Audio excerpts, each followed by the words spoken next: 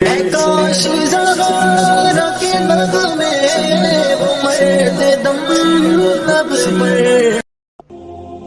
اللہ الرحمن الرحیم۔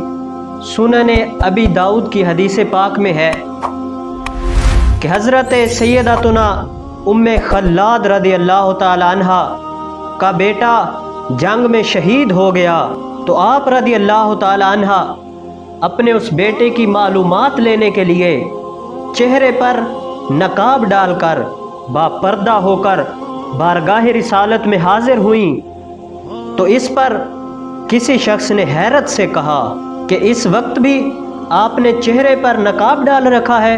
تو قربان جاؤں جو جواب دیا تو آپ کہنے لگیں کہ میں نے بیٹا کھویا ہے، حیا کو نہیں کھویا۔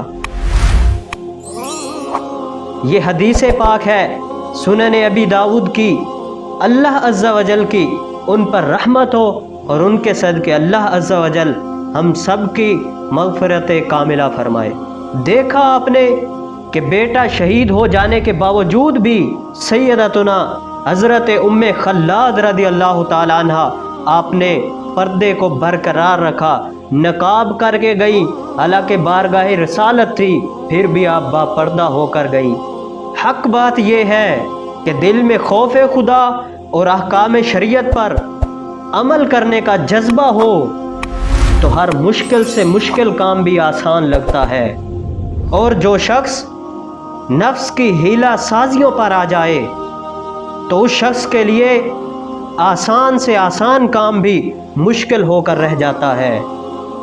یقیناً آپ اللہ عز و جل کے عذاب سے ڈر کر تھوڑی بہت پردے کی تکلیف برداشت کر لیں، پردے کی پابندی کر لیں، تو یہ کوئی مشکل کام نہیں ہے، ورنہ عذاب جہنم کی تکلیف ہرگز بھی صحیح نہیں جائے گی۔